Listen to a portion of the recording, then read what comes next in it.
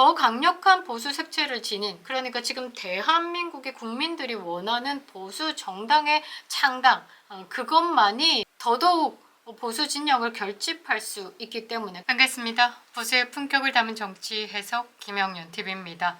12.3 비상계엄이 있었죠. 갑작스러운 계엄령 선포에 당황하고 놀란 국민들은 어리둥절했습니다. 그런 사이에 계엄령이 해제가 됐죠. 그러자 이에 대해서 비난이 쏟아지기 시작했고, 국회는 대통령에 대한 탄핵이 이루어졌습니다. 이어서 내란, 외환죄, 범죄 외에는 현직 대통령에 대해서 형사 소추하지 않는다는 법까지 무시해가며 초법적 권한을 휘두르면서 공수처가 윤석열 대통령 체포, 구속까지 했습니다. 일련의 과정에서 발생한 불법적 요소에 대해서 우리 국민들은 뭔가 잘못되고 있다라는 것을 깨닫게 됐죠.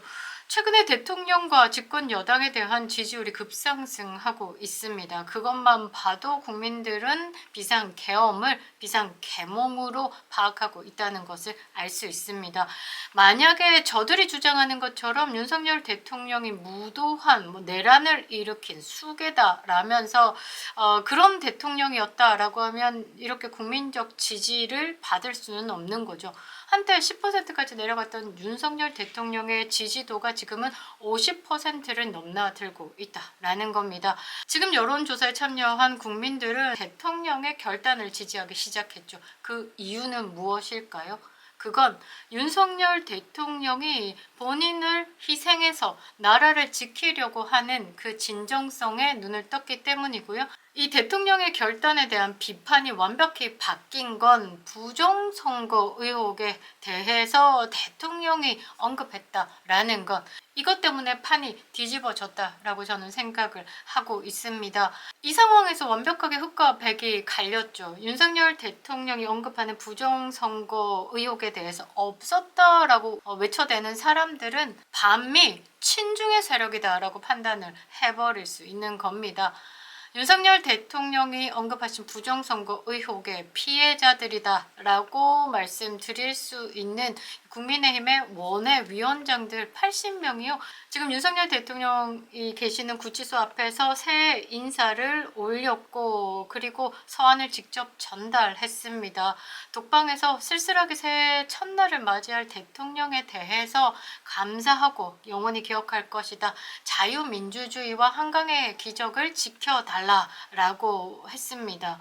저는 이들이 부정선거에 대해서 피해자다라고 생각을 합니다. 그리고 지금 국민의힘에서 부정선거가 없었다라는 취지로 이야기를 하는 의원 나으리들은 앞으로 그 부정선거의 피해자가 될 수 있지만, 이렇게 지금 공론화되고 있는 상황에서 애써 눈을 감고 덮겠다라는 쪽에 줄을 쓴 건 함께 했던 세력들이 아닌가라고 생각할 수밖에 없는 것이죠. 그래서 저는 윤석열 대통령의 직무 복귀 후에 시나리오에 대한 것을 한번 생각해 봤습니다. 지금 윤석열 대통령 지지율과 함께 국민의힘의 지지율 또한 오르고 있습니다. 왜냐하면 윤석열 대통령을 그래도 지켜낼 그 보수 정당으로서 역할을 할 것이다. 아니, 역할을 하라라고 국민들이 지지를 하는 거죠. 그런데 윤석열 대통령 복귀하시면요, 국민의힘은 버려져야 되는 것이 아닌가, 아니면 거기서 좀 솎아내줘야 하는 것이 아닌가라고 생각합니다. 왜냐하면 한동훈의 배신의 세력들이 있기 때문이죠. 윤석열 대통령 직무 복귀 후 시나리오에 대해서 이야기해 보도록 하겠습니다. 구독과 좋아요 버튼 꼭 눌러주시고요. 끝까지 시청 부탁드리겠습니다. 아직 김영윤 TV를 구독하지 않으신 분들은 구독과 알림 버튼 부탁드리겠습니다. 큰 힘이 되고 있습니다. 자, 저는 부정선거의 피해자다라고 생각을 하는 이 국민의힘 원외 당협위원장들, 만약에 부정선거가 없었다라고 하면 화면에 한번 띄워드릴 건데요. 22대 국회의원 선거, 그러니까 4.10 총선이죠. 당일 투표가 지금 사진에서 보시는 게 왼쪽이고요. 사전투표가 오른쪽입니다. 자, 사전투표를 보면요, 파란색으로 도배가 되어 있고요. 당일 투표, 그러니까 본투표를 보면 민주당의 강세 지역보다는 전국적으로 이 국민의힘이 이겼다라고 볼 수 있죠. 국민의힘 승리 선거구가 135곳이었고요. 더불어민주당 승리 선거구가 110 곳이었습니다. 그리고 더불어민주당 불출마 선거구가 9개. 이렇게 보시면 되고요. 사전투표가 열리자 더불어민주당이 승리하는 선거구가 203곳으로 갑자기 말도 안 되게 오른다라는 거죠. 보통 우리가 자연 발생적으로 볼 수 있는 그 투표율이 아니다라는 것만 여러분들이 생각해 주시면 될 것 같습니다. 자, 그래서 저는 이 탄핵 반대 당협위원장 모임 소속 당협위원장 80명은요, 이 부정선거의 피해자다라고 저는 생각을 합니다. 이 탄당모 소속 당협위원장 80명은요, 윤석열 대통령에게 끝까지 함께 할 것이다 라고 이야기를 했습니다. 그러면서 수사기관이 공수처를 비난했는데요. 법 앞에 모두가 평등하지 않냐? 무죄 추정의 원칙은 왜 대통령에게는 적용되지 않느냐? 그리고 가족 접견권까지도 막아가면서 이렇게 불법적인 행태를 보이는 것은 뭘 믿고 이러냐라는 취지의 성명을 내기도 했었는데요. 이 5천만 국민이라면 누구에게나 적용되는 이 기본 권리조차 보장해주지 않는 데에 대해서 가슴이 아프다라고 이야기를 했습니다. 사실 이 당협위원장들 80명은 윤석열 대통령을 끝까지 따르기로 했다라는 것에 조금 초점을 좀 둬야 될 것 같습니다.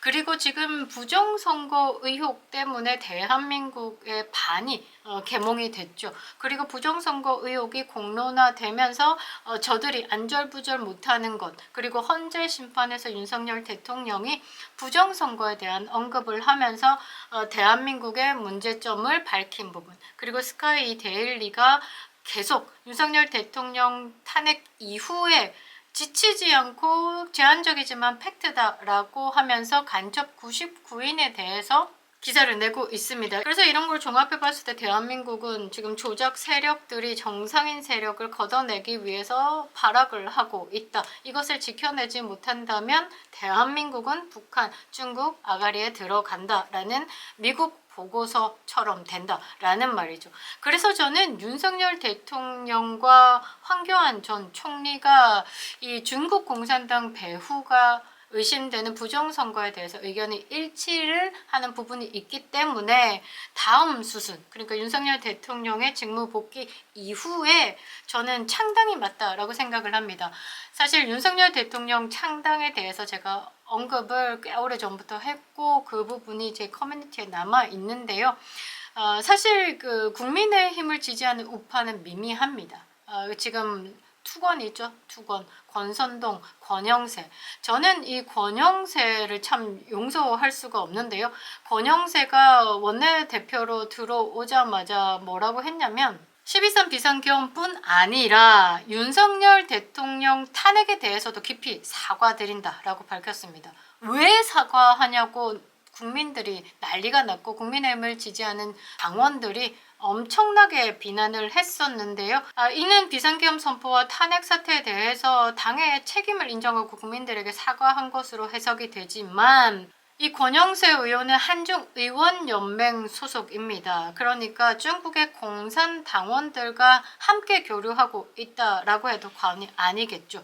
그래서 권영세, 권선동, 국민의힘은 부정선거 의혹에 대해서 공식적인 입장을 내놓지 않고 있는 것도 굉장히 비겁하고 윤석열 대통령과 같은 괴를 하지 않겠다라고 선언을 한 것이 아닌가. 그리고 때에 따라서 그때 상황에 따라서 얼마든지 윤석열 대통령을 배신할 수 있다라는 판단을 할 수 있는 겁니다. 일단 윤석열 대통령 직무 복귀 후에 황교안 전 국무총리와 신당 창당이 필요하다라고 생각합니다. 왜냐? 윤석열 대통령을 배신한 탄핵 12적을 무조건 제외해야 되기 때문인데요. 그 12적에 대해서 한번 사진 띄워드릴 겁니다. 참 요즘에 이렇게 잘 만들어 주셔가지고 한 번에 보면서 이해가 쉽더라고요. 을사 12적이다 라고 했는데 안철수는 공개적으로 탄핵을 찬성한다 라고 하면서 계엄 옹호당은 안 된다 라고 했고요. 한동훈은 지금 이 스멀스멀 기어 나오기 위해서 계엄을 저지한 1등 공신이다 라고 뭐 현수막 붙여가면서 한동훈을 띄우고 있죠. 그리고 김상욱 말 안 해도 될 것 것 같습니다. 김예지 말하기 싫습니다. 자, 조경태는 원래 문재인 세력이었다가 이제 국민의힘으로 왔죠. 그러면서 윤석열 대통령에 대한 탄핵 찬성을 공개했고 내란 혐의는 맞다라고 이야기를 했습니다. 그리고 김재섭, 아이고 이거는 이준석 꼬붕이죠. 그러면서 이 김재섭이 최근에 부정선거는 없었다, 대법원 판결이 부정선거 없었다라고 했다라고 말했습니다. 머리 생각은 없는 것 같습니다. 한지야 뭐 말할 필요 있겠습니까? 하나갑 족합니다. 탄핵에 대한 찬성했고요. 진종우도 탄핵 찬성, 그리고 얼마 전에 한동훈 만나서 사진을 SNS에 올렸습니다. 배현진은 이 좌쪽 진영에서 권력의 풍향계다라고 이야기를 하더라고요. 그러면서 계엄령은 정치적 자살 행위다라면서 한동훈 파로 분류가 됐죠. 김태호 비상계엄에 무릎 꿇고 사과합니다 라고 이야기를 했습니다. 주호영도 마찬가지로 대통령제 유통기한이 지나서 내각제를 추진해야 된다라고 이야기를 했습니다. 오세훈은 한남동 민노총 불법 시위에 대해서 무대응했습니다. 서울시장임에도 불구하고요. 그러고 개헌을 이야기하고 조기 대선은 공공재로 쓰여질 내가 있다라고 이야기를 했습니다. 자, 을사 12적에 대해서 기억을 꼭 해주시기 바랍니다. 이것을 걷어내기 위해서라도 윤석열 대통령은 직무 복귀 후 국민의힘과 떨어져야 된다라는 것이죠.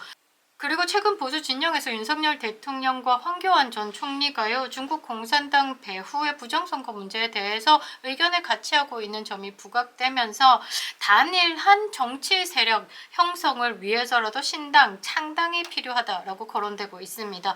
이게 단순한 정계 개편 의미 이상을 넘어서서 지금 한국 정치의 새로운 전환점을 예고하는 신호탄이 될 수 있다라는 겁니다. 신당 창당이 필요한 이유에 대해서 한 4가지 정도 꼽아볼 건데요. 일단은 공감을 시킨 윤석열 대통령과 실행을 시킬 황교안 전 대통령의 콜라보에 대해서 기대할 수 있기 때문입니다. 윤석열 대통령이 직무 복귀하셔서 부정선거 이슈에 대해서 다루고 부정선거에 대해서 파헤치고 현직에 있으면서 제도권 내에서 개혁을 모색하는 입장에서 제한적일 수 있는 걸 황교안 전 총리가 이 강경한 정치적 대응으로 치고 메꿔줄 수 있다라는 거죠.